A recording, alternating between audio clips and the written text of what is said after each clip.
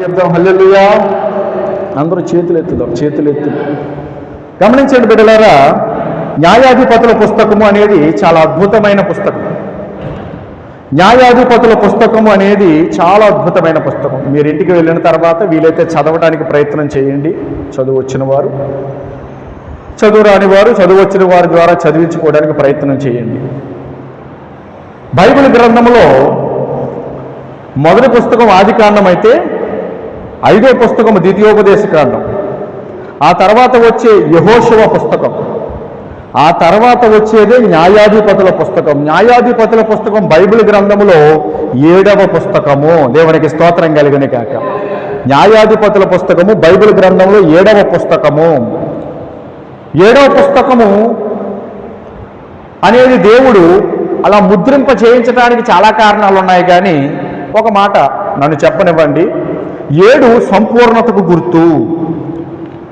7 సంపూర్ణతకు గుర్తు. న్యాయాధిపతుల పుస్తకములో దేవుడు న్యాయాధిపతులను లేవనెత్తుతాడు. ఎందుకంటే ప్రజలను రక్షించటానికి, ప్రజలను దేవుని దగ్గరికి నడిపించటానికి, ప్రజలను ప్రభు కొరకు దేవుని కొరకు జీవింపజేయటానికి. ఆ క్రమములో యేసుక్రీస్తు దేవుడు అయితే ఆయన భూమి మీదకి రక్షకుడిగా వచ్చాడు. అయితే బైబిల్ గ్రంథములో ఆయనను గురించి చెబుతూ ఉన్న మాట ఏమిటంటే, క్రియల్లోనూ వాక్యములోనూ శక్తిగల ప్రవక్త అయి ఉండెను అని ఒక చోట ఉంటుంది లూకా సువార్తలో. అయితే కీర్తనల పుస్తకంలో ఏముంటుందంటే, నీతి న్యాయములు జరిగించువాడు, నీతి కలిగిన న్యాయాధిపతి అని ఒక చోట ఉంటుంది. 89వ కీర్తనలో అనుకుంటా, కీర్తనలో ఉంటుంది ఆ మాట. అయితే మనం గమనించాల్సిన విషయం ఏమిటంటే, యేసుక్రీస్తు ప్రభుల వారు ఒక రక్షకుడు, యేసుక్రీస్తు ప్రభుల వారు న్యాయాధిపతి. ఇప్పుడు న్యాయాధిపతుల పుస్తకం పాత నిబంధనలో ఉంటుంది. పాత నిబంధనలో న్యాయాధిపతులు అనే పుస్తకం 7వ పుస్తకంగా ఎందుకు దేవుడు వ్రాయించాడంటే, దేవుడు 7 సంపూర్ణత చెందినవాడు. 7 అంటే సంపూర్ణతకు గుర్తు. నా మాటలు అర్థమవుతున్నాయి మీకు? అయితే దేవుడు సంపూర్ణుడు, దేవుడు పరిపూర్ణుడు. 7 అనే అంకె సంపూర్ణతకు గుర్తు కనుక 7వ పుస్తకం న్యాయాధిపతులు ఆయన రక్షకులను లేవనెత్తాలి అంటే ఆయనకు చెందిన వారిని, ఆయన తన కృపలో తన చిత్తములో ఉన్నవారిని లేవనెత్తి ప్రజలను పాపముల నుంచి, ప్రజలను అపవాది బంధకాల నుంచి, ప్రజలను చీకటి నుంచి విడిపించి దేవుని యొద్దకు, సరైన సువార్త యొద్దకు లేదా దేవుని పాదాల యొద్దకు, ప్రభు చిత్తములో జీవించుట కొరకు వాళ్ళని నడిపించడానికి దేవుడు న్యాయాధిపతులను లేవనెత్తాడు. అందు నిమిత్తము ఆయనకు గుర్తుగా న్యాయాధిపతులు అనే పుస్తకాన్ని 7వ పుస్తకముగా దేవుడు వ్రాయించాడు. దేవునికి స్తోత్రం కలుగునుగా. అయితే న్యాయాధిపతుల పుస్తకము చాలా అద్భుతమైన పుస్తకం. ఇందులో అనేక మంది న్యాయాధిపతులను దేవుడు లేవనెత్తుతాడు. ఎందుకు లేవనెత్తుతాడంటే ప్రజలను విడిపించటానికి. ఇక్కడ ఒక వ్యక్తి గురించి మనం ఇక్కడ చదువుతున్నాం. ఎవరు ఆ వ్యక్తి అంటే గిద్యోను. మీరు చూడండి, మనం చదువుకున్న వచనంలో 6వ అధ్యాయములో 13వ వచనం చదువుకున్నాం. గిద్యోను, చిత్తమున ఏలినవాడా, యెహోవా మాకు తోడయ్యుండిన ఎడల ఇదంతయు మాకేలా సంభవించెను. ఎందుకంటే గిద్యోను చాలా డిప్రెషన్లో ఉన్నాడు, చాలా బాధలో ఉన్నాడు, చాలా ఇబ్బంది, చాలా సమస్యలో ఉన్నాడు. గిద్యోను ఒకడు మాత్రమే కాదు, ఇజ్రాయేల్ ప్రజలందరూ ఉన్నారు. ఇజ్రాయేల్ ప్రజలందరూ డిప్రెషన్లోకి వెళ్ళిపోయారు, బాధలోకి వెళ్ళిపోయారు. ఇక్కడ మీరు గమనిస్తే 6వ అధ్యాయం మీరు చూడండి, మొదటి వచనములో, ఇజ్రాయేలీయులు యెహోవా దృష్టికి దోషులైనందున యెహోవా 7 ఏండ్లు వారిని మిద్యానీయులకు అప్పగించెను. యెహోవా దృష్టికి ఇజ్రాయేలీయులు ఏమయ్యారంట? ఏమయ్యారు? దోషులయ్యారు. దోషులు అంటే దోషములు చేశారు, అపరాధములు చేశారు.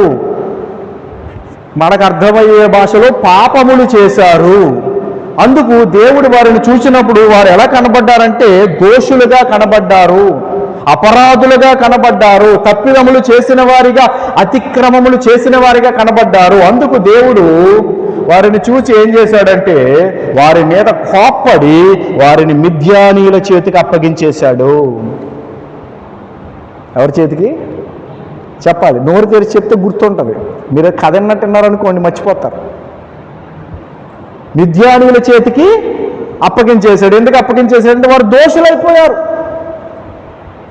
మాట్లాడితే తప్పిదములు, మాట్లాడితే పొరపాట్లు, మాట్లాడితే పాపములు, మాట్లాడితే అతిక్రమములు, ఇష్టం వచ్చినట్లుగా వారు జీవించటం. కాసేపు దేవుని ఎడల భక్తిగా ఉంటున్నారు, కాసేపు దేవుడు ఎవరో తెలియనట్టుగా ఉంటున్నారు, కాసేపు యెహోవాయే మాకు ప్రభు అంటున్నారు, కాసేపు వారికి ఇష్టం వచ్చినట్టు వాళ్ళు బతుకుతున్నారు, కాసేపు ఏమో యెహోవా సేవకుల దగ్గరికి వెళ్తామంటారు, కాసేపు ఏమో ఆడవడం అన్నట్టుగా మాట్లాడతారు. ఇష్టం వచ్చినట్లుగా జీవిస్తూ, ఇష్టం వచ్చినట్లుగా భక్తి చేస్తూ వారు దేవుడి దగ్గర ఉంటున్నామని పేరుకే ఉంటున్నారు, కానీ దేవునికి దూరస్తులుగా ఉంటూ వారి బ్రతుకులు కొనసాగించడాన్ని దేవుడు చూచి దేవుడికి కోపం వచ్చింది. దేవునికి స్తోత్రం కలిగిన గాక. దేవుడు కోప్పడతాడా పాస్టర్ గారు? కోప్పడతాడు. దేవుడు చాలా కోప్పడతాడు. అందుకే ఆయన అధికంగా కోప్పడడు. ఆ మాట అర్థమైందా? దేవుడికి కోపం వస్తే చాలా భయంకరంగా ఉంటుంది. అందుకే ఆయన కోపపడడు, వెంటనే దీర్ఘశాంతం చూపుతాడు. పరిస్థితిని బట్టి ఇంకా తప్పదు అనుకుంటేనే కోప్పడతాడు. దేవునికి స్తోత్రం కలుగును గాక. అయితే ఇక్కడ ప్రభు ఏం చేశాడంటే వారిని మిద్యానీయులకు అప్పగించేశాడు. జాగ్రత్తగా వినండి. మిద్యానీయులు అంటే ఎవరయ్యా అంటే వారు ఇస్మాయేలీల సంతానము. జాగ్రత్తగా వినండి. ఇస్మాయేలీయుల సంతానము అంటే అబ్రహాము హాగరును కలిసినప్పుడు పుట్టినవాడు ఇస్మాయేలు. అబ్రహాముకు సారాకు దేవుడిచ్చిన వాడు ఇస్సాకు. ఇస్మాయేలు దేవుని ఉద్దేశము కాదు. జాగ్రత్తగా వినండి. ఇస్మాయేలు దేవుని ఉద్దేశము కాదు, ఇస్సాకు దేవుని ఉద్దేశము, దేవుని ప్రణాళిక, దేవుని చిత్తము. ఇస్సాకు పుట్టాలి. అయితే ఇస్మాయేలును కన్నారు వీళ్ళు. అందుకు ఇస్మాయేలులో నుంచి ఇస్మాయేలీయులు వచ్చారు. అంటే ఇస్మాయేలీయులు, అందులో నుంచి వచ్చిన వారే మిద్యానీయులు. దేవునికి స్తోత్రం చెప్పండి. హల్లెలూయా. జాగ్రత్తగా వినండి. ఇక్కడ ఒక పాయింట్ మీకు చెబుతాను. ఇజ్రాయేలీలు ఎక్కడి నుంచి వచ్చారంటే ఇస్సాకులో నుంచి వచ్చారు. మిద్యానీయులు ఎక్కడి నుంచి వచ్చారంటే ఇస్మాయేలీలోంచి వచ్చారు. ఇస్సాకులో నుంచి వచ్చిన ఇజ్రాయేలీలు మాట వినకుండా దేవునికి విరుద్ధంగా తిరుగుబాటు చేయటాన్ని బట్టి దేవుడు ఏం చేశాడంటే వారిని తీసుకుని వెళ్ళి మిద్యానీయులకు అప్పగించాడు. ఇస్సాకు ఆత్మ సంబంధి, ఇజ్రాయేలీలు ఆత్మ సంబంధులు. ఇస్మాయేలీలు మిద్యానీయులు ఎవరంటే శారీరక సంబంధులు. ఆత్మ సంబంధులు మాట వినకుండా మొండికేస్తే దేవుడు ఏం చేస్తాడంటే వారిని తీసుకెళ్లి శారీరక సంబంధులకు అప్పగించేస్తాడు. అర్థమవుతుందా మీకు? సరిగ్గా మాట వినకపోతే దేవుడు ఏం చేస్తాడంటే శరీర సంబంధులకు అప్పగించేస్తాడు. తర్వాత తీర్పు తీరుస్తాడు. అది వేరే కథ. మళ్ళీ దేవుని యొక్క బైబిల్ గ్రంథంలో మీరు గమనిస్తే, ఆయన ప్రణాళికలు, ఆయన చిత్తము మీరు గమనిస్తే, గ్రహిస్తే ఏం జరుగుతుందయ్యా అంటే ఆత్మ సంబంధులు తప్పు చేస్తే, ఇజ్రాయేలీలు తప్పు చేస్తే వారిని ఎవరొకరికి అప్పగించేసేవాడు. వారెవరంటే ఆత్మ సంబంధులు కారు. వారెవరు? శరీర సంబంధులు. వారికి దేవుడు ఎవరో తెలియదు, వీళ్ళకి దేవుడు ఎవరో తెలుసు. ఆ మాట అర్థమైంది. వీళ్ళకి దేవుడు తెలుసు, వీళ్ళకి దేవుడు తెలియదు. అంటే దేవుడెవరో తెలిసిన వారు తప్పు చేస్తే సరిగ్గా మాట అనకుండా ఉంటే చెబుతాడు అయినా పట్టించుకోకపోతే తీసుకెళ్ళి ఏం చేస్తాడంటే దేవుడెవరో తెలియని వారికి అప్పగించేస్తాడు. అప్పుడు దేవుడెవరో తెలియని వారు ఏం చేస్తారంటే, మనం ఇందాక చదివాం కదా, మనం ఇందాక ఏం కీర్తన చదివాం? 66వ కీర్తన. ఒకసారి 66వ కీర్తన తీయండి. అందులో ఒక మాట ఉంటుంది, అద్భుతమైన మాట. 66వ కీర్తన తీయండి. బైబిల్స్ ఉన్నవారు తీసి చూడండి. బైబిల్లో ఉన్న వచనాలు నేను చెప్పినప్పుడు అవి తీసి చూచుట అనేది మనం అలవాటు చేసుకోవాలి. మనం ఏదో పెద్ద జ్ఞానుల్లాగా బాగా వచ్చిన వాక్యం అన్నట్టుగా మనం కూర్చుంటే మనకు వాక్యం అర్థం కాదు. వాక్యం కొన్ని 100 సంవత్సరాలు 10 సంవత్సరాలు చదివిన వాళ్ళు ఎరుమకాలేసి చూస్తున్నారు. ఎందుకంటే అర్థం కాదు వాక్యం, దేవుడు బోధిస్తే తప్ప. దేవునికి స్తోత్రం కలుగును గాక. గమనించండి, ఇక్కడ ఒక మాట మనం చదివాం ఇందాక, మీరు గమనించారో లేదో. ఇక్కడ ఏమి రాస్తుందంటే 11వ వచనంలో, నీవు బందీ గృహములో మమ్మల్ని ఉంచితివి. 66వ కీర్తన 11లో, మా నడుముల మీద గొప్ప భారము పెట్టితివి, నరులు మా నెత్తి మీద ఎక్కునట్లు చేసితివి, మేము నిప్పులలోనూ నీళ్లలోనూ పడితిమి. ఏంటంటే నరులు నెత్తి మీదకి ఎక్కేలా చేశాడంటే ఎవరు చేశాడు? దేవుడే చేశాడు. వీళ్ళు పిచ్చి ఆశలు వేస్తుంటే దేవుడు ఏం చేశాడంటే, వెళ్ళండ్రా, ఎక్కండి, వాళ్ళ మీదకి ఎక్కండి, వాళ్ళ నెత్తుల మీదకి ఎక్కండి, తొక్కండి. వాళ్ళు మీకు అర్థమవుతుంది. నెత్తుల మీదకి ఎక్కడం అంటే ఏంటి? వాళ్ళని తొక్కడం. అధపాతాళానికి తొక్కేశారు అంటారు కదా. కొంతమంది అంటారు, ఏమోనండి బాబు ఎదుగుదల లేదు, అందరూ తొక్కేస్తున్నారండి. ఏం తొక్కేస్తున్నారంటే వారు వీరి మీద ఆధిపత్యము చూపిస్తున్నారు, వారు వీరి మీద అధికారము చూపిస్తున్నారు. ఈ ఆత్మ సంబంధులు అంటే ఇజ్రాయేలీలు తప్పిదాన్ని బట్టి వీరిని ఇస్మాయిలీలకి లేదా మిద్యానీలకు అప్పగించేశాడు కదా దేవుడు. వాళ్ళు ఏం చేస్తున్నారంటే వీరిని ఇష్టం వచ్చినట్టు చేస్తున్నారు. అర్థమైందా మీకు? ఇక్కడ మీరు చూడండి, న్యాయాధిపతుల పుస్తకంలో 6వ వచనంలో మిద్యానీలకు అప్పగించేస్తే వారేం చేశారయ్యా అంటే 3వ వచనము, ఇజ్రాయేలీలు విత్తనములు విత్తిన తర్వాత, ఇజ్రాయేలీలు అంటే విత్తనములు విత్తారంట. నా వైపు చూడండి అందరూ, ఇజ్రాయేలీలు విత్తనములు విత్తారు. జాగ్రత్తగా వినండి. నా కుడి వైపున ఉన్నవారు ఇజ్రాయేలీలను గుర్తుపెట్టుకోండి మీకు అర్థం కావడం కోసం. ఇటు సైడ్ ఏమో మిద్యానీయులు, దేవునికి విరోధులు, దేవుని చిత్తము కానివారు, దేవునికి దూరంగా ఉన్నవారు, శరీర సంబంధులు. ఇటేమో ఇజ్రాయేలీలు, ఆత్మ సంబంధులు, నా కుడి తట్టున ఉన్నవారు. గుర్తుపెట్టుకుని నేను సిగ్నల్ ఇచ్చినప్పుడు మీకు అర్థం చేసుకోవడానికి ఈజీగా ఉంటుంది.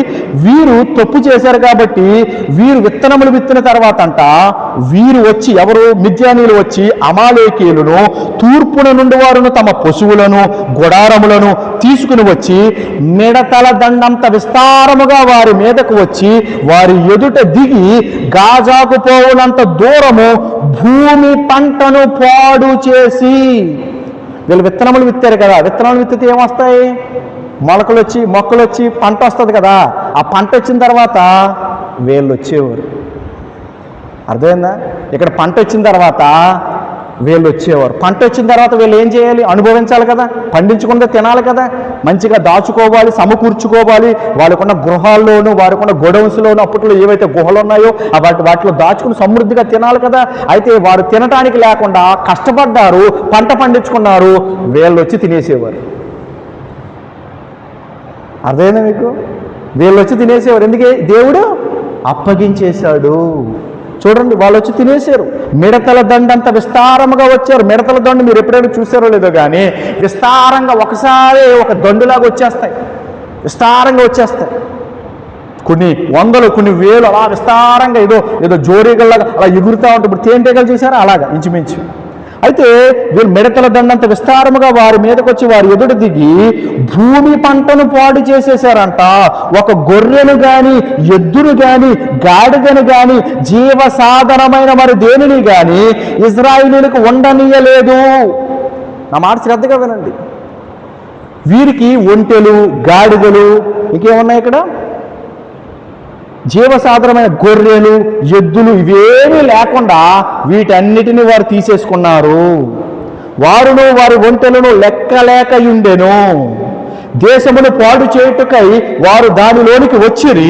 ఇశ్రాయేలీయులు మిద్యానీయుల వలన మిక్కిలి హీన దశకు వచ్చినప్పుడు వారు యెహోవాకు మొర్రపెట్టిరి. శ్రద్ధగా వినండి, అంశంలోకి వెళ్తున్నాను. నేను ఇంకా ప్రసంగం మొదలు పెట్టలేదు, జాగ్రత్తగా వినడానికి ప్రయత్నం చేయండి. మీకు ఒక మూల పునాది మీకు అర్థం కావడం కోసం కొన్ని విషయాలు చెప్తున్నాను, అంశంలోకి వెళ్ళిపోతాను. అయితే వీరు వచ్చి వీరిని ఏం చేశారంటే వీరు పండించిన పంట తినేశారు. వీరు పండించిన పంట వాళ్ళు తినేశారు. కష్టపడింది ఎవరో? వీళ్ళు. దేవుని బిడ్డలు కష్టపడ్డారు, దెయ్య బిడ్డలు వచ్చి తినేశారు. మీకు అర్థమైందా? దేవునికి దూరంగా ఉన్నవారు దెయ్యపు సంబంధులే బైబిల్ ప్రకారం. అయితే గమనించండి బిడ్డలారా, ఈ యొక్క దేవుని బిడ్డలు కష్టపడిన దాన్ని వారు తినేసేవారు వచ్చి. వీరికి జీవసాధనమైన గొర్రెలు, ఎద్దులు, గాడిదలు, ఒంటెలు వీరు తిరగడానికి కానీ, అవసరమైతే వండుకొని తినడానికి కానీ అవి ఉండేవి కదా, అవన్నీ కూడా వాళ్ళు పట్టుకుపోయారు. అంటే వీరికి చాలా నష్టం వచ్చింది. వీళ్ళు ఎలా అయిపోయారంటే వాక్యం చెప్తుంది, మిక్కిలి హీనదశకు వెళ్ళిపోయారు. చాలా హీనదశకు వెళ్ళిపోయారు. ఇంకా మరలా అసలు తినటానికి తిండి లేదురా అన్నంత పరిస్థితిలోకి వెళ్ళిపోయారు. నిరుపేద అంటారు కదా, దరిద్రపు స్థితి అంటారు కదా, ఆ స్థితిలోకి వెళ్ళిపోయారు. ఎవరు? దేవుని ప్రజలు. దేవుని ప్రజలు ఎలా ఉండాలి? సమృద్ధితో ఉండాలి. దేవుని ప్రజలు ఎలా ఉండాలి? సంతోషంగా ఉండాలి. దేవుని ప్రజలు ఎలా ఉండాలి? దేవుని కాపుదల కలిగిన వారిగా ఉండాలి. దేవుని ప్రజలు ఎలా ఉండాలి? ఎప్పుడూ దేవుని ఎడల సంతోషిస్తూ దేవుని కొరకు బ్రతికే బిడ్డలుగా ఉండాలి. దేవుని ప్రజలు ఎలా ఉండాలి? దేవునికి సాక్షులుగా ఉండాలి. దేవుని ప్రజలు ఎలా ఉండాలి? వారిని చూస్తే అబ్బా నిజంగా దేవుడు వీరితో ఉన్నాడురా, దేవుడు వీరిని బహుగా దీవిస్తున్నాడురా, దేవుడు వీరికి సహాయం చేస్తున్నాడురా అని అనిపించాలి. కానీ వీళ్ళ పరిస్థితి ఎలా ఉంది? అడుక్కుతున్నట్టు ఉంది. అర్థమైందా? హీనదశకు వచ్చేసారు. మామూలు హీనదశ కాదు, ఇక్కడ వాక్యం చెబుతుంది మిక్కిలి హీనదశ. చాలా భయంకరమైన పరిస్థితిలోకి వచ్చేసారు. తినటానికి తిండి లేదు. గొర్రె గొడ్డ ఏదో తిన్నామంటే అది కూడా లేదు. అన్నీ లాగేసుకున్నారు వాళ్ళు. జాగ్రత్తగా వినండి. మనము దేవుని మాట వినాలి. మనం క్రైస్తవులు, దేవుని బిడ్డలు. మనము దేవుని మాట వినాలి. దేవుని మాట వింటూ మన జీవితంలో ముందుకు కొనసాగాలి. ఇంకా చెప్పాలంటే దేవుని మాట శ్రద్ధగా వినాలి. దేవుని మాటలు, దేవుని వాక్యములు, దేవుని చిత్తము మనం చేస్తూ మనం ముందుకు కొనసాగాలి. ఒకవేళ అలా జరగని పక్షంలో దేవుడు ఏం చేస్తాడంటే మాలాంటి వాళ్ళ ద్వారా చెబుతాడు. దేవుడు ఏం చేస్తాడంటే మాట్లాడతాడు. దేవుడు ఏం చేస్తాడంటే వాక్యం ద్వారా బోధిస్తాడు. దేవుడు ఏం చేస్తాడంటే మన చుట్టుపక్కల ఉన్న ప్రజల ద్వారా చెబుతాడు. అన్నిసార్లు మనం వినకపోతే ఏం చేస్తాడంటే అప్పగించేస్తాడు. అది దేవుని ప్రణాళిక. ఎప్పటి నుంచి? పాత నిబంధన పుస్తకములో నుంచి క్రొత్త నిబంధన పుస్తకం వరకు మాత్రమే కాదు, ప్రభు రాకడ వరకు అది దేవుని ప్రణాళిక. మీకు అర్థమైందా? దేవుడి మాట వినకపోతే ఇప్పుడు కొంతమంది తల్లిదండ్రులు ఉంటారు. తల్లిదండ్రులు చాలా గారాభంగా పెంచడము, లేకపోతే సరిగ్గా పెంచకపోవటము, మరి తల్లిదండ్రుల లోపమో పిల్లల లోపమో తెలియదు. కానీ ఒక టైం వచ్చే తర్వాత పిల్లలు తల్లిదండ్రుల మాట సరిగ్గా వినకపోతే ఏం చేస్తారంటే హాస్టల్లో వేసేస్తాడ్రా నిన్ను. హాస్టల్లో వేసేస్తేని అక్కడ సూపర్వైజర్ వార్డెన్ ఉంటాడు కదా, చితక్ కొడతాడు. అప్పుడైనా నీకు బుద్ధి వస్తుంది. ఆ మాట అర్థమైందా మీకు అని చెప్పి పని కట్టుకుని వెళ్ళి ఏం చేస్తారు, డబ్బులు ఖర్చు అయినా, ఒకవేళ ఫ్రీ అయినా, ఫ్రీ కాకపోతే కనుక డబ్బులు ఖర్చు పెట్టైనా సరే, దూరంగా ఉన్నా దగ్గరగా ఉన్నా, ఎప్పుడు మన కళ్ళ ముందే తిరిగే బిడ్డ లేకపోవడం కొద్ది బాధే. కానీ బిడ్డ బాగవ్వాలి, బిడ్డ గొడ్డులా అవ్వకూడదు, బిడ్డ సరవ్వాలి అని చెప్పి అవసరమైతే గొడ్డును అప్పగించేస్తారు. ఎందుకంటే 2 దెబ్బలు కొట్టైన వాళ్ళు బాగు చేస్తారని. మనమా కొన్నిసార్లు కొట్టినా ఆడు మాట అంటలేదు, లేకపోతే ఆమె మాట అంటలేదు. అందుకని చెప్పి గొర్రెని తీసుకెళ్ళి కసవాడికి అప్పగించేసినట్టు ఆడికి అప్పగించేస్తే వార్డెన్ మామూలుగా కొట్టడు. మనమా గట్టిగా కొడుతున్నాడు, చేయెత్తుతాం కానీ దగ్గరికి వచ్చే ఇలా అంటాం. ఆడ అలా కాదు, దగ్గరగానో దూరంగానో చితక్కూడేస్తాడు ఎట్టుకుని. ఎవరు? హాస్టల్లో ఉండి వార్డెన్స్. అంటే అందరూ గురించి కాదు, ఎందుకంటే క్రమశిక్షణ నేర్పడానికి క్రమశిక్షణ కావాలి. పిల్లలకైనా, పెద్దలకైనా, నాకైనా, ఎవరికైనా ఏం కావాలి? క్రమశిక్షణ కావాలి. అంటే క్రమమైన శిక్షణ కావాలి. అందుకు దేవుడు ఏం చేస్తాడంటే శిక్షను పంపిస్తాడు. మనం ఎలాగైతే అప్పగిస్తామో 1 సంవత్సరం 2 సంవత్సరాల తర్వాత అప్పుడు దాకా బాగా ఇష్టం వచ్చినట్టు ఉండేవాడు 2-3 సంవత్సరాల తర్వాత నాన్నగారు చెప్పండి అంటాడు వచ్చి. అదేంట్రా ఇప్పుడు దాకా ఎప్పుడు అలా పిలవలేదు, ఎప్పుడు డాడీ హాయ్ అనేవాడు, ఇప్పుడు వచ్చి నాన్నగారు అంటున్నావేంటి? సెట్ అయ్యేవారు మొత్తం మీద. దేవునికి స్తోత్రం కలుగునే కాక అలా సెట్ చేస్తాడు దేవుడు. మనం అలాగే దేవుడు కూడా ఏం చేస్తాడంటే సెట్ చేస్తాడు. ఎలా సెట్ చేస్తాడంటే ఆయన కొట్టాడంటే మామూలుగా కొట్టడు, చచ్చిపోతాం మనం. అందుకే ఆయన ఏం చేస్తాడు, ఆయన కొట్టడు, అప్పగిస్తాడు. అర్థమైంది? ఆయన దెబ్బకు మనం తట్టుకోలేము. ఆయన దెబ్బకి ఎవరో తట్టుకోలేడు, ఈ భూమే తట్టుకోలేదు, ఈ విశ్వమే తట్టుకోలేదు. ఆయన అంత గొప్ప దేవుడు, ఆయన దేవుడికి స్తోత్రం కలుగునుగా. అందుకని చెప్పి మనల్ని ఏం చేస్తాడని వాళ్ళకి అప్పగించేస్తాడు. అప్పుడు వాళ్ళు వచ్చి ఇందాక చదివారు కదా, నడుముల మీదకి ఎక్కారు, నెత్తుల మీదకి ఎక్కారు, తొక్కారు. నీరు లేని చోట్ల నీవు మమ్మల్ని ఉంచావు. ఏంటి నీరు లేని చోట్ల? నీరు లేని చోట్ల అంటే వాక్యము లేని చోట. నీరంటే వాక్యానికి గుర్తు. అర్థమైంది మీకు? అలా దేవుడు వదిలేస్తాడు, కొంతకాలం వదిలేస్తాడు. పిల్లల హాస్టల్లో వేసినట్లుగా వదిలేస్తాడు. అలాగా వదిలేస్తే అప్పుడు వాళ్ళు వచ్చి మసాజులు చేస్తారు. ఏ మసాజులు? ఇబ్బందికరమైన మసాజులు, మనల్ని సంతోషపెట్టే మసాజులు కాదు. మీకు అర్థమవుతుందా? ఇప్పుడు కూడా దేవుడి ప్రణాళికలో ఒక భాగం ఏంటో తెలుసా? క్రైస్తవులు మాట ఎంటలేదు. అందుకే దేవుడు ఏం చేస్తున్నాడంటే క్రైస్తవులు కాని వారికి అప్పగిస్తున్నాడు. అది చాలామందికి తెలియని విషయం. చాలామందికి తెలియని విషయము. ఆ ప్రభుత్వం ఎందుకు వచ్చిందండి, ఈ ప్రభుత్వం ఎందుకు వచ్చిందంటే దేవుడు లేవనెత్తాడండి. బుద్ధి రావట్లేదు బిడ్డలకి. అందుకే వారి హస్తములు ఎక్కువ చేయాలి, అధికము చేయాలి, వారికి అధికారం అప్పగించాలని ఇజ్రాయేలు ప్రజలు మిద్యానీయులకు అప్పగించినట్లుగా క్రైస్తవులను వారికి అప్పగిస్తున్నాడు దేవుడు. దేవుడికి స్తోత్రం చెప్పండి, హల్లెలూయా. అయితే ఇక్కడ మనం గమనిస్తే అంత భయంకరమైన పరిస్థితిలోనికి ఇజ్రాయేలు ప్రజలు వెళ్ళిపోయిన తర్వాత అప్పుడు వారు మొరపెట్టారంట. ఏం చేశారు? ఏడ్చారంట చాలా భయంకరంగా. ప్రభువా ఎక్కడున్నావయ్యా, సహాయం చేయ ప్రభువా. దేవుడు గుర్తొస్తాడు ఎప్పుడు? కష్టాలు వచ్చినప్పుడే దేవుడు గుర్తొస్తాడు. ఇబ్బందులు వచ్చినప్పుడే. మామూలుగా ఉన్నప్పుడు మాత్రం కాలు మీద కాలు వేసుకుని దేవుడు లేడు అన్నట్టుగా బ్రతుకుతాం ఒకసారి. మీకు అర్థమవుతుందా? ఇలా కష్టాలు వచ్చేసినాయి, ఇబ్బందులు వచ్చేసినాయి, తినడానికి కూడి లేదు, భోజనం లేదు, ఆహారం లేదు, ఇబ్బందికరమైన పరిస్థితి. దేవుడు, జాగ్రత్తగా వినండి, దేవుడు ఇక్కడ ఈ దేశం ఏంటిది? పాలు తేనెలు ప్రవహించే దేశం ఇది. దేవుడు ఏం చెప్పాడు మోషేకి? మోషే ఆ ప్రజలను, ఇజ్రాయెల్ ప్రజలను పాలు తేనెలు ప్రవహించే దేశానికి తీసుకుని వీళ్ళు ఉండేది ఏంటి? సమృద్ధి అనే దేశం అది. పాలు తేనెలు ప్రవహించే దేశం. పాలు తేనెలు ప్రవహించే దేశంలో, సమృద్ధి కలిగిన దేశంలో వాళ్ళకి ఏమి లేదు? తిండి లేదు, ఆహారం లేదు. సమృద్ధి మాట దేవుడు ఎరుగు, రోజుకు ఒక పూట తినడానికి లేదేమో. ఆ మాట అర్థమైందా? బాగా దాచుకుని రోజుకు 4-5 పూటలు తింటాం కదా, అసలు ఒక పూట తినడానికి కూడా లేదు వాళ్ళకి. చాలా హీన దశకు వచ్చేసారు. చాలా దరిద్రపు జీవితంలోకి వచ్చేసిన తర్వాత అప్పుడు వాళ్ళకి ఎవరు గుర్తొచ్చారంటే దేవుడు గుర్తొచ్చాడు. గుర్తుపెట్టుకోండి, దేవుడు మనం కష్టంలో ఉన్నప్పుడు గుర్తు రావటం కాదు, మనకి ప్రతి క్షణం, ప్రతి నిమిషం, ప్రతి దినము, ప్రతి గంట ఆయన మనకు గుర్తుకు రావాలి. అర్థమవుతుందా? మన దృష్టి ఎప్పుడు ఎక్కడ ఉండాలి? ఆయన మీద ఉండాలి. మన ఆలోచన ఎప్పుడు ఎక్కడ ఉండాలి? ఆయన మీద ఉండాలి. మనం ఎలా ఉంటున్నాం? ఒకసారి ఆయన్ని ఆ చర్చకు వచ్చినప్పుడే దేవుడు, లేకపోతే ఏమైనా ప్రార్థన జరిగినప్పుడే దేవుడు, ఆ తర్వాత అంతా మన ఇష్టము అన్నట్టుగా ఒకవేళ ఉంటున్నామేమో. మనల్ని మనం సరి చేసుకునవలసిన వారమై ఉన్నాం. దేవునికి స్తోత్రం కలుగునుగాక. గమనించండి బిడ్డలారా, ఇక్కడ వీరు అలా హీన దశకు వెళ్ళిపోయిన తర్వాత ఎవరు గుర్తొచ్చారంటే దేవుడు గుర్తొస్తే, దేవుడికి ప్రార్థన చేస్తే అప్పుడు ఒక ప్రవక్తను పంపించి, నేను అన్ని చదవను కానీ చెప్పుకుంటూ వెళ్ళిపోతాను అంశంలోకి. ప్రవక్తను ఒకరిని పంపించి ప్రవక్త ద్వారా కొన్ని విషయాలు చెప్పించాడు.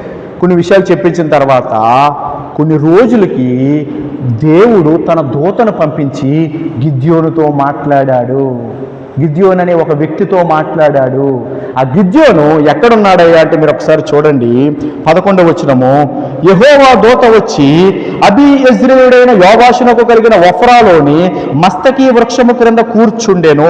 యోవాషు కుమారుడైన గిద్యోను మిద్యానీయులకు మరుగయ్యుండునట్లు గానుగ చోటున గోధుమలను దొల్లగొట్టుచుండగా, గానుగ చాటున, గానుగ అక్కడ గానుగ అంటే మరి ఏం గానుగో చెప్పలేదు కానీ, గానుగ అంటే మ్యాక్సిమము ద్రాక్ష గానుగులు ఉంటాయి, ఒలివ గానుగులు కూడా ఉంటాయి. అంటే ఆ పళ్ళను అందులో వేసి వాటి ద్వారా ఆ రసాన్ని తీస్తారు, ద్రాక్ష రసాన్ని. అర్థమవుతుందా? అక్కడ గానుగ వెనకాల, గానుగ అంటే ఏదో చిన్నది ఉండదు, చిన్నది కాదు, చాలా పెద్దది అది. ఆ గానుగ వెనకాల ఎవరికి కనపడకుండా మిద్యానీయులు ఎవరైనా ఉంటే ఇతన్ని ఇబ్బంది పెడతారని చెప్పి అతను ఏం చేశాడంటే గానుగ చాటును దాక్కుని అతని దగ్గర కొన్ని గోధుమలు ఉంటే గోధుమలు దొల్లగొట్టుకుంటున్నాడు. దొల్లగొట్టుకోవడం అంటే తెలుసు కదా, వరి వాటి నుంచి, ఆ మొక్కల నుంచి వాటి నుంచి తీస్తారు కదా గింజలు, అలా వాటిని దొల్లగొడుతున్నాడు. అప్పట్లో ఫ్యాన్లు లేవు కదా, ఇప్పుడైతే ఫ్యాన్లు వచ్చేసినాయి, మిషన్లు వచ్చేసినాయి, అప్పుడు లేవు కదా. అప్పుడు మన పాత దినాల్లో కూడా, నా చిన్నప్పుడు కూడా గాలి ఎటు వేస్తే అటు పెట్టి ముందు ఆల్రెడీ ట్రాక్టర్తో తొక్కించేసి ఆ చాట పట్టుకుని ఇలా ఆడిస్తే ఆ ఒడ్లు పడిపోయి ఆ పొట్టు వెళ్ళి దూరంగా పడేది. మీకు కూడా తెలిసి ఉండొచ్చు పెద్దోళ్ళకి. ఇప్పుడైతే మిషన్లు వచ్చేసినాయి, ఇప్పుడు అంతా మారిపోయింది. అయితే అలాగా అక్కడ అప్పట్లో లేవు. అతను ఏం చేసేవాడు, వాటిని అన్నింటినీ కొడుతున్నాడు. వాటిని అన్నింటినీ కొడితే ఆ గోధుమ గింజలు కింద పడతాయి. దొల్లగొడుతున్నాడు. దొల్లగొట్టడం అంటే వాటిని కొట్టడం వల్ల అందులో నుంచి వచ్చిన గింజలు ఏరుకుని ఇంటికి పట్టుకుని వెళ్ళి అతడు పోషింపబడాలి, వాళ్ళ కుటుంబం పోషింపబడాలని చెప్పి అతడు ఒక ఉద్దేశపూర్వకంగా ఒక పనిలో ఉన్నాడు. దేవునికి స్తోత్రం కలుగును గాక. అక్కడికి ఎవరు వచ్చారంటే యెహోవా దూత అక్కడికి వచ్చాడు. ఎందుకు వచ్చాడయ్యా అంటే ఆ ఇజ్రాయేల్ ప్రజలు మొరపెట్టారు కదా, ఏడ్చారు కదా, కన్నీరు కార్చారు కదా, ఆ ప్రార్థన దేవుని సన్నిధికి వెళ్ళింది. దేవుడు విన్నాడు. దేవుడు ఏం చేశాడంటే తన దూతను పంపాడు గిద్యోనుతో మాట్లాడడానికి. ఎందుకంటే ఆ మిద్యానీయుల చేతిలోకి వెళ్ళిపోయిన ఆ ఇజ్రాయేల్ ప్రజలను విడిపించడానికి గిద్యోను దేవుడు ఎన్నుకున్నాడు, దేవుడు ఏర్పాటు చేసుకున్నాడు. దేవుడికి స్తోత్రం చెప్దాం. హల్లెలూయా. గమనించండి, గిద్యోను అక్కడ ఉన్నాడు. చూడండి, మన వచనానికి వచ్చేయండి. అప్పుడు గిద్యోను అంటున్నాడు 12వ వచనంలో, యెహోవా దూత అతనికి కనబడి పరాక్రమము గల బలాఢ్యుడా, యెహోవా నీకు తోడై ఉన్నాడని అతనితో అనగా. గిద్యోనేమో పిరికివాడిలాగా, భయస్థుడిలాగా, ఎవరికి కనబడకుండా మిద్యానీలు ఎక్కడొచ్చేస్తారా, అతను కూడా ఎక్కడ బానిసగా చేసేసుకుంటారా, ఎక్కడ చిత్రవత చేస్తారా, ఎక్కడ హింస పెడతారా, నా దగ్గర ఉన్న గోధుమలు కూడా పట్టుకుపోతారా అని ఒక భయములో అతడు ఉంటే, ఒక పిరికివాడిలాగా అతను ఉంటే, ఆ గానుగ చోటను దొల్లగొడుతూ అతను ఉంటే, దేవుని దూత వచ్చి అంటున్నాడు, పరాక్రమము కలిగిన బలాఢ్యుడా. నా మాట అర్థమైందా? అంటే అతడేమో పిరికివాడిలా ఉంటే, బలహీనుడిగా ఉంటే, దూత వచ్చి అంటాడు, నువ్వు బలవంతుడవు అంటున్నాడు, నువ్వు పరాక్రమము కలిగిన వాడవు, నువ్వు యుద్ధములు చెయ్యగలిగిన వాడవు అంటున్నాడు గిద్యోన్ని. ఎవరో? దేవుని దూత. ఇతని మనసులో ఏముంది? పిరికోడు, భయస్థుడు. ఈ గోధుమలు వస్తే జాగ్రత్తగా ఇంటికి అట్టుకెళ్ళి శుభ్రంగా నాడిని చేయించుకుని, పిండి ఆడించుకుని శుభ్రంగా జాగ్రత్తగా తిన్నాం, రొట్లో గిట్లో చేసుకుని తిన్నాం అని ఆలోచనలు ఇతనుంటే, దేవుని దూత వచ్చి అంటున్నాడు, నువ్వు పరాక్రమం కలిగిన బలాఢ్యుడు అయ్యా అని చెప్పి అంటాడు. చాలా విషయాలు ఉన్నాయి కానీ నేను సబ్జెక్ట్ టైం సరిపోతుంది. చూడండి 13వ వచనంలో, గిద్యోను చిత్తము నా ఏలినవాడా, యెహోవా మాకు తోడయుండిన ఎడల ఇదంతయు మాకేల సంభవించెను, యెహోవా ఐగుప్తులో నుండి మమ్మను రప్పించెనని చెప్పుచు మా పితరులు మాకు వివరించిన ఆయన అద్భుత కార్యములన్నీ ఏమాయను, యెహోవా మమ్మను విడిచిపెట్టి మిద్యానీయుల చేతికి మమ్మను అప్పగించినని అతనితో చెప్పాను. యెహోవా వీరిని విడిచిపెట్టేసి మిద్యానీయుల చేతికి అప్పగించేశాడంట. యెహోవా మాకు తోడై ఉన్నాడా? ఎక్కడ తోడై ఉన్నాడు? ఎక్కడ తోడై ఉన్నాడు? దూత ఏమన్నాడు? యెహోవా నీకు తోడై ఉన్నాడు అని చెబితే గిద్యోను అంటాడు, దూత ఎక్కడ మాకు తోడై ఉన్నాడు? ఐగుప్తులో నుంచి మా ప్రజలను, మా పితరులను, మా తండ్రులను అక్కడి నుంచి ఎర్ర సముద్రము దాటించి ఈ దేశానికి తీసుకుని వచ్చిన దేవుడు మాకు తోడై ఉంటే ఈ పరిస్థితులు ఎందుకు ఎలా ఉంటాయి? ఈ హీనదశ ఏంటి? మాకు తినటానికి తిండి లేకపోవడం ఏంటి? పరిస్థితి ఏమీ బాగోలేదు. యెహోవా మాకు తోడై ఉంటే ఈ పరిస్థితి ఎలా ఎందుకు ఉంటుంది? చేతుల నిండా మంచిగా ఆహారం ఉంటుంది కదా, మంచిగా తినటానికి అన్నీ ఉంటాయి కదా, సమృద్ధి ఉంటుంది కదా. వాళ్ళ చేతికి దేవుడు మమ్మల్ని అప్పగించేసి మమ్మల్ని విడిచిపెట్టేశాడు. అర్థమవుతుందా మీకు? దేవుడు వాళ్ళ చేతికి మమ్మల్ని అప్పగించేసి మమ్మల్ని విడిచిపెట్టేశాడు, దేవుడు మాకు తోడై లేడు అని గిద్యోను బాధపడుతున్నాడు. ఆ మాట అర్థమవుతుంది కదా మీకు? దూతేమో యెహోవా నీకు తోడై ఉన్నాడంటే, యెహోవా తోడెక్కడ ఉన్నాడు? యెహోవా మాతో ఉంటే మాకు ఈ పరిస్థితి ఏమిటి? నేను ఒక పిరికోడిలాగా ఈ గోడకు చోటను కూర్చుని భయంగా ఎవడెట్టొస్తాడో, ఎవడు నన్ను కొట్టేస్తాడో, ఎవడు నన్ను చంపేస్తాడో, ఎవడు నన్ను లాక్కెళ్ళిపోతాడో, ఎవడు నన్ను బానిసగా చేసేసుకుంటాడో, ఎవడు నాకున్న గోధుమలు కూడా పట్టుకుపోతాడో, నేను భయంగా నేనుంటే, నేను నా పనిలో నువ్వు ఉంటే ఎక్కడి నుంచో నువ్వు వచ్చావు ఓ దూత, నువ్వు వచ్చి పిరికోడినైనా నన్ను పరాక్రంగల బలాఢ్యుడు అన్నావు, యెహోవా మాకు తోడై ఉన్నాడు అన్నావు, నేను అసలే పిరికివాడిని, బలహీనుణ్ణి, అయితే యెహోవా మాకు తోడై ఉంటావేంటి? ఏం మాట్లాడుతున్నాడు? యెహోవా తోడైతే నేనెందుకు ఎలా ఉంటాను? యెహోవా తోడైతే ఇశ్రాయేలు ప్రజలు ఎందుకు ఎలా ఉన్నారు? నా మాట అర్థమైందా? వీళ్ళు ఎలా ఎందుకు ఉన్నారు? దేవుడు తోడై ఉంటే ఎలా ఉంటుంది? మంచిగా ఉంటుంది, ఇబ్బంది లేకుండా ఉంటుంది, సంతోషంగా ఉంటుంది, ఆనందంగా ఉంటుంది. మీకు ఒక విషయం చెప్తాను, గుర్తుపెట్టుకోండి. దేవుడు తోడై ఉంటే సమృద్ధి ఉంటుంది, మంచిగా ఉంటుంది అనే మాట నిజమే, కానీ అది అన్ని సమయాల్లో నిజము కాదు. అర్థమైందా మీకు? అర్థం చేసుకోవడానికి ప్రయత్నం చేయండి. నా వైపు శ్రద్ధగా చూడండి, వినండి. దేవుడు మనకు తోడై ఉంటే దేవుడు మనకు అన్నీ ఇస్తాడు. అయితే కొన్నిసార్లు అన్నీ ఇవ్వకపోయినా దేవుడు మనకు తోడై ఉంటాడు. అది మనం ఎప్పుడూ పట్టించుకోవాలి ఆ విషయాన్ని. గిద్యోను దృష్టిలో ఏమిటంటే, దేవుడు తోడై ఉంటే ఇలా ఎందుకుంటాం? దేవుడు తోడై ఉంటే ఈ పరిస్థితులు ఎందుకుంటాం? దేవుడు తోడై ఉంటే ఇశ్రాయేలు ప్రజలు అలా ఎందుకుంటారు?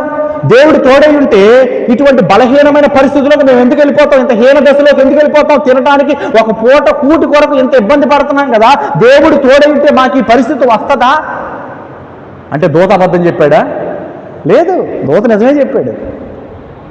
దూత నిజమే చెప్పాడు, కానీ గిద్యోను పరిస్థితిని చూస్తున్నాడు కానీ తనకి తోడైన దేవుడిని చూడలేదు. అదేంది మీకు? గిద్యోను ఏం చూస్తున్నాడు?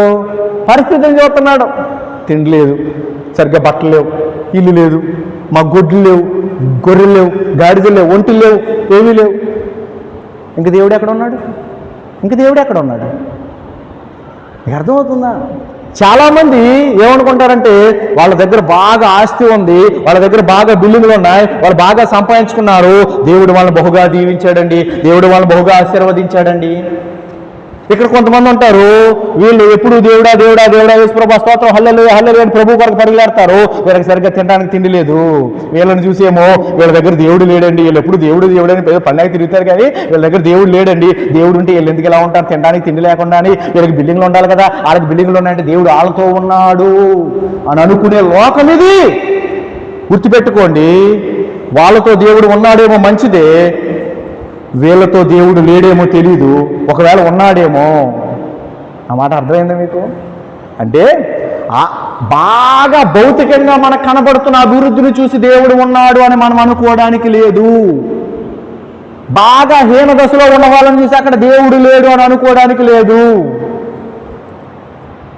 బాగా బిల్డింగ్లు ఉన్నాయి, బాగా ఆస్తులు ఉన్నాయి, దేవుడు లేకపోవచ్చు. సరిగ్గా తినటానికి తిండి లేదు, కట్టుకోవడానికి గుడ్డ లేదు, చిన్న పాక పూరి గుడిసెలో ఉంటున్నారు, వాళ్ళతో దేవుడు ఉండొచ్చు. నా మాటలు అర్థమైనాయి మీకు? దేవుని స్తోత్రం చెప్పండి, హల్లెలూయా. దేవుణ్ణి మనం ఏం చేశామంటే మన ఆలోచనలో బంధించేశాం దేవుణ్ణి. మన ఆలోచనల్లో దేవుని వాక్యాన్ని బంధించేసి మనకి నచ్చినట్లుగా దేవుడు ఉండాలి అని అనుకుంటాం. కొన్నిసార్లు మనకు నచ్చినట్టుగా దేవుడు ఉండడు, మనకు నచ్చినట్టుగా దేవుడు ఉండడు, మనకు నచ్చినట్టుగా దేవుడు ఉండకూడదు. ఉంటే మనకే ప్రమాదం. దేవుడికి నచ్చినట్లుగా మనం ఉండాలి. దేవునికి స్తోత్రం చెప్పండి, హల్లెలూయా. ఇక్కడ గిద్యోను అంటున్నాడు, చిత్తము నా ఏలిన వాడా యెహోవా మాకు తోడయుండును ఎడల అంతయు మాకు ఎలా సంభవించిన అంటే, బాబు గిద్యోను, ఇజ్రాయేల్ ప్రజలు ఎలా బ్రతికారో నీకు తెలుసు, ఇజ్రాయేల్ ప్రజలు ఎలా బ్రతికారో నీకు తెలుసు. ఇప్పుడు వాళ్ళు అప్పగించబడ్డారు, అది కూడా నీకు తెలుసు. అంటే మంచిగా ఉంటేనే దేవుడు తోడు నువ్వు అనుకుంటున్నావు కదా, అది కరెక్ట్ కాదు. రెండో విషయం ఏమిటంటే, ఇజ్రాయేల్ ప్రజలు ఎలా బ్రతికారో నీకు తెలుసు కదా, వాళ్ళని మరి దేవుడే అప్పగించాడని నీకు తెలుసు కదా, మరి నువ్వు ఎలా బ్రతికినా సరే, నువ్వు ఎలా ఇష్టం వచ్చినట్టు బ్రతికేసినా సరే దేవుడు ఊరుకుంటాడు అనుకుంటున్నావు? మరి నా మాట అర్థమైందా? ఎలా బ్రతికేసినా సరే దేవుడు ఊరుకుంటాడని అనుకుంటున్నావా?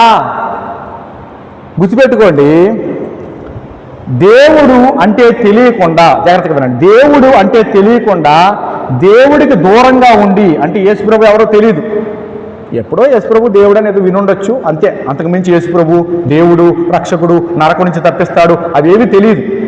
దేవుడికి దూరంగా ఇష్టం వచ్చినట్టు బతికినా దేవుడు ఏంటి అది పట్టించుకోడు. అర్థమైందా? పట్టించుకుంటాడు. నేను చెప్పే విషయం అర్థం చేసుకోండి. దేవుడు అంటే తెలియకుండా దేవుడికి దూరంగా బ్రతుకుతున్న వారిని దేవుడు అంత సీరియస్గా తీసుకోడు. వాళ్ళు రక్షింపబడాలని కోరుకుంటాడు, వాళ్ళు రక్షింపబడటం కోసం వాళ్ళ దగ్గరికి సువార్తను పంపిస్తాడు, సేవకులను పంపిస్తాడు, అది మామూలే జరుగుతుంది. అయితే దేవుడికి దూరంగా ఉండి ఎంత ఇష్టం వచ్చినట్టున్నా దేవుడు అంత కేర్ చేయడు. కానీ నాకు దేవుడు కావాలని వచ్చిన తర్వాత ఇష్టం వచ్చినట్టు ఉంటానంటే దేవుడు ఊరుకోడు. అర్థమైందా మీకు? దేవునికి దూరంగా ఉండి నువ్వు ఎన్ని జలసాలు చేసినా ఇష్టం వచ్చినట్లు ఉన్నా అంటే దేవుడు ఎవరో నీకు తెలియదు. ఓకే, దూరంగా ఉన్నావు, నీకు దేవుడు ఎవరో తెలియదు కదరా బాబు, నువ్వు అన్యుడు కదా, నువ్వు లోకస్తుడు కదా అని దేవుడు జాలి పడతాడు, బాధపడతాడు తప్ప సీరియస్ అవ్వడం. సీరియస్ అయితే ఈ పాటికి అందరినీ లేపేయాలి. దేవుని స్తోత్రం కలిగిన గాక. కానీ దేవుడు నాకు కావాలి అని వచ్చిన తర్వాత నేను ఇష్టం వచ్చినట్టు ఉంటాను, బొమ్మలాట కడతానంటే ఊరుకోడు. అదే బొమ్మలకి ఆయన ఊరేగి కడతాడు అవసరమైతే. దేవునికి స్తోత్రం చెప్పండి. అక్కడ ఇశ్రాయేలు ప్రజలు దేవుని ప్రజలు, వారు ఎలా పడితే అలా ఉండడం దేవుని చిత్తము కాదు. వారు దేవుణ్ణి అనుసరించాలి, దేవుణ్ణి వెంబడించాలి, దేవుణ్ణి కలిగిన వారిగా వారు జీవించాలి, దేవుని కొరకే వారు బ్రతకాలి. వారు దేవుని ప్రజలు, అది ఎప్పుడు మనం మర్చిపోవద్దు. అలాగే మనం కూడా ఎవరం? దేవుని ప్రజలు. మనము విలువ పెట్టి కొనబడిన వారము. మన సొత్తు కాదు, దేవుని సొత్తు. ఏంటి విలువ? యేసుక్రీస్తు రక్తం. మనం సంఘంలో చేర్చబడ్డాము అంటే ఎలా చేర్చబడ్డాం? తన విలువైన అమూల్యమైన రక్తము పెట్టి మనల్ని కొన్నాడాయన, కొన్నాడు, విమోచించాడు, పేతురు పత్రికలో చెబుతాడు, టైం లేదు కాబట్టి నేను లేఖనాలు తీయట్లేదు, పేతురు పత్రికలో చెబుతాడు, మీరు కోడెల రక్తంతో కాదురా బాబు విడిపించబడింది, మీరు అమూల్యమైన పరిశుద్ధమైన యేసుక్రీస్తు రక్తము ద్వారా మీరు విడిపింపబడ్డారు. పాపము నుంచి, శాపము నుంచి, లోకము నుంచి మనం ఎలా విడిపింపబడ్డామంటే యేసుక్రీస్తు రక్తము ద్వారా విడిపింపబడ్డాము. యేసుక్రీస్తు రక్తము ద్వారా కొనబడ్డాము. మనము యేసుక్రీస్తును వెంబడించే వారిగా ఉండాలి. యేసుక్రీస్తు చెప్పిన వాటిని చేయటానికి యేసుక్రీస్తు సహాయముతో, పరిశుద్ధాత్మ సహాయముతో మనం ముందుకు కొనసాగాలి. దేవునికి స్తోత్రం చెప్పండి. అయితే ఆనాడు ఇశ్రాయేలు ప్రజలు అలా లేరు. ఇశ్రాయేలు ప్రజలు అలా లేరు. యెహోషువ అడిగాడు. యెహోషువ పుస్తకంలో ఉంటుంది. ఇశ్రాయేలు ప్రజలారా, మీరు ఎవరిని ఆరాధిస్తారు? మీరు ఎవరిని ఆరాధిస్తారంటే వాళ్ళు అన్నారు, ఆలోచిస్తుంటే యెహోషువ అన్నాడు, మీరు ఎవరిని ఆరాధిస్తారు? మీ ఇష్టం రా బాబు, నేను నా ఇంటి వారును యెహోవానే ఆరాధిస్తాం. నేను నా ఇంటి వారును యెహోవానే ఆరాధిస్తాం, యెహోవానే వెంబడిస్తాం. మీరు ఎవరిని వెంబడిస్తారు? మేము కూడా యెహోవానే, మేము కూడా యేసు ప్రభునే. మంచిదే, మరి వెంబడించారా? వెంబడించలా. అందుకు దేవుడు ఏం చేశాడంటే అప్పగించాడు. వెంబడించకపోతే అప్పగింపు జరుగుతుంది. దేవునికి స్తోత్రం చెప్పండి. అందుకు గిద్యోను ఏమంటున్నాడంటే, ముగిస్తాను చూడండి, చిత్తము నా ఏలిన వాడ యెహోవా మాకు తోడంటే మాకీ పరిస్థితి ఏమిటి? నేను ఈ పరిస్థితిలో ఉండటం ఏంటి? ఇజ్రాయేలు ప్రజలు ఈ పరిస్థితిలో ఉండటం ఏంటి? దేవుడు మాకు తోడై ఉన్నాడని ఎలా చెప్తున్నావు దూత? ఎలా చెప్తున్నావు అంటే అప్పుడు మాట్లాడతాడు చూడండి. యెహోవా మమ్మల్ని విడిచిపెట్టి మిద్యానీయుల చేతికి మమ్మల్ని అప్పగించిన అతనితో చెప్పిన అంతటా 14వ వచనం, యెహోవా అతని తట్టు తిరిగి బలము తెచ్చుకుని వెళ్ళి మిద్యానీయుల చేతిలో నుండి ఇశ్రాయేలును రక్షింపుము, నిన్ను పంపిన వాడును నేనే అని చెప్పగా, దేవునికి దగ్గరగా స్తోత్రం చెప్దాం. హల్లెలూయా. యెహోవా అతని తట్టు తిరిగాడు. అక్కడికి వచ్చిందేమో యెహోవా దూత, కానీ అక్కడ కింద చెబుతుందేమో యెహోవా అతని తట్టు తిరిగాడు. ఇది మళ్ళీ అంశం వేరే పోతుంది, నేను అందులోకి వెళ్ళను. కానీ దేవుడు మాట్లాడుతున్నాడు. ఏం మాట్లాడుతున్నాడంటే బలము తెచ్చుకుని వెళ్ళు. ఎందుకంటే వారు ఏడిచారు, వారు మొర్ర పెట్టారు, వారి మొర్ర దేవుని సన్నిధికి వెళ్ళింది. జాగ్రత్తగా వినండి. దేవుని బిడ్డలమైన మనం ఏడుస్తూ ప్రార్థన చేస్తున్నప్పుడు మనం చేస్తున్న కన్నీటి ప్రార్థన ఆయన వినే దేవుడై ఉన్నాడు, ఆయన స్పందించే దేవుడై ఉన్నాడు. దేవునికి స్తోత్రం కలిగిన ఆయన సహాయం చేసే దేవుడై ఉన్నాడు. అప్పుడు దాకా ఊరుకుని ఉన్నాడు. వాళ్ళ హీనదశకి వెళ్ళిపోయిన తర్వాత దేవుడి తట్టు తిరిగారా? దీనికోసమే చూస్తున్నాను రా బాబు, వెళ్ళరా దూత, అవతలికి వెళ్ళు, గిద్యోని పిలు, గిద్యోను రా, వెళ్ళు తీసుకురా వాళ్ళని అని గిద్యోన్ని బలపరుస్తున్నాడు దూత. దేవునికి స్తోత్రం కలిగిన గాక. గిద్యోను ఏం చేశాడంటే తర్వాత బయలుదేరి వెళ్ళాడు, కానీ నా అంశం అది కాదు. ఇక్కడ మనం పట్టుకోవాల్సిన విషయం ఏంటంటే యెహోవా మనకి తోడై ఉన్నాడు. ఇది మర్చిపోవద్దు. ముగిస్తున్నాను, సమయం లేదు కానీ ముగిస్తాను. యెహోవా మనకి తోడై ఉన్నాడు. జాగ్రత్తగా వినండి.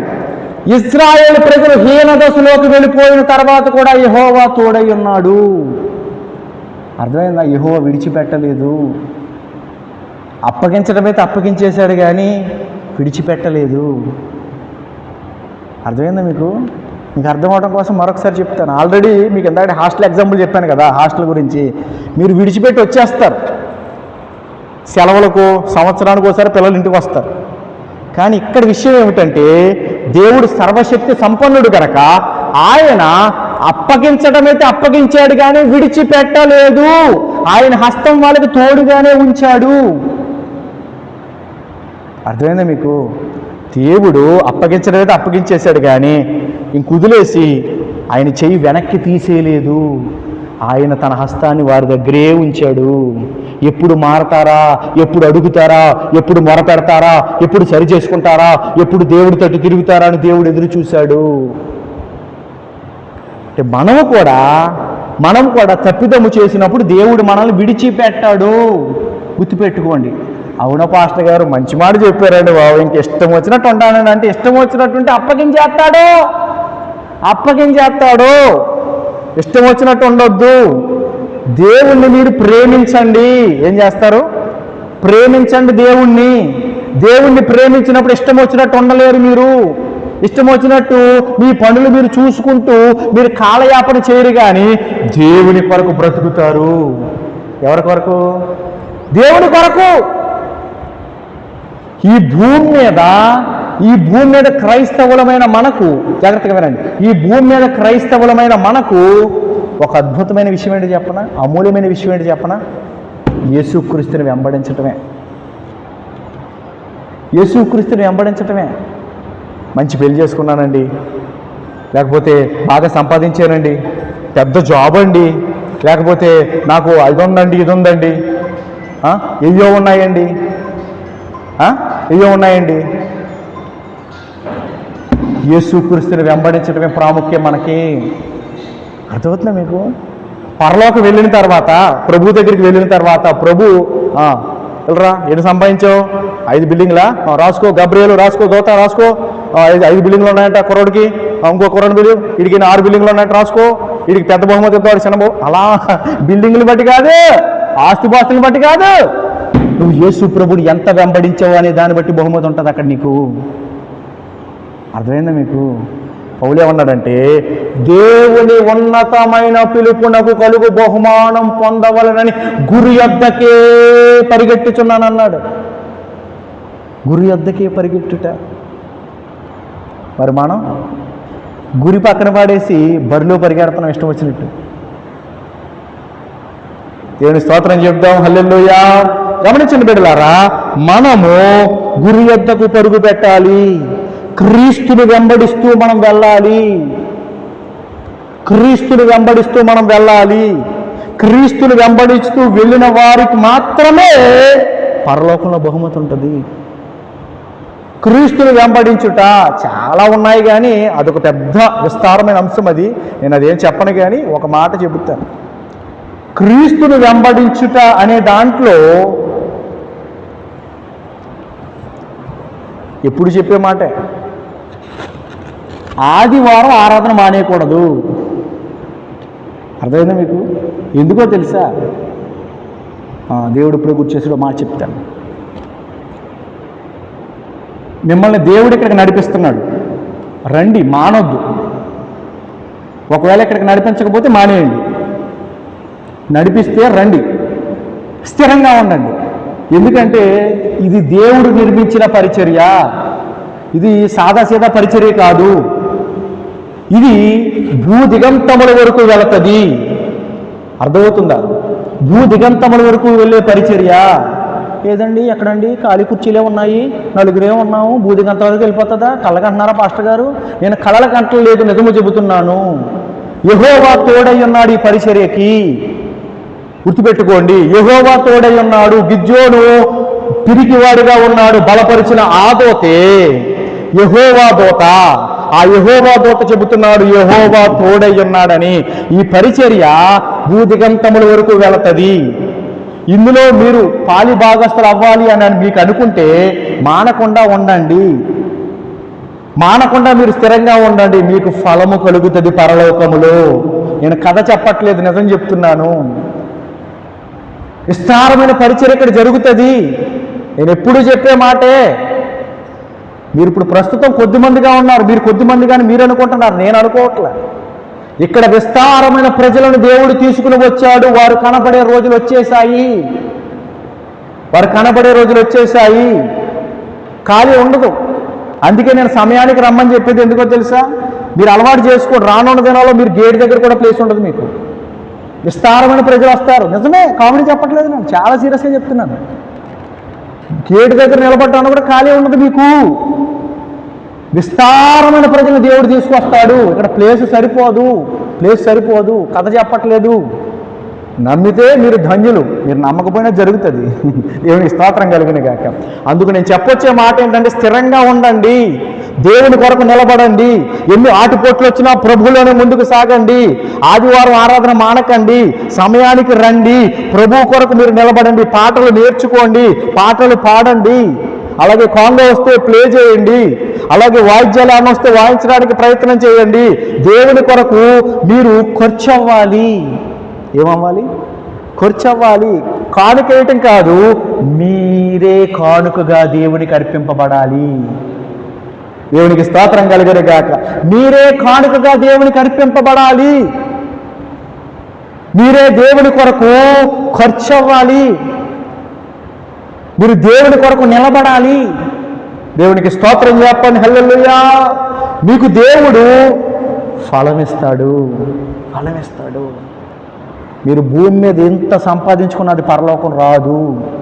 కానీ మీరు దేవునిలో ఎంత ఖర్చు పెడతారో, అదేదైనా డబ్బా, సమయమా, మీ శ్రమ, మీ శక్తి, మీ శారీరక శ్రమ, మీ మానసిక శ్రమ, ఏదైనా ఖర్చు పెట్టండి. అవన్నీ కూడా దేవుడు తన లెక్కలో రాసుకుంటాడు.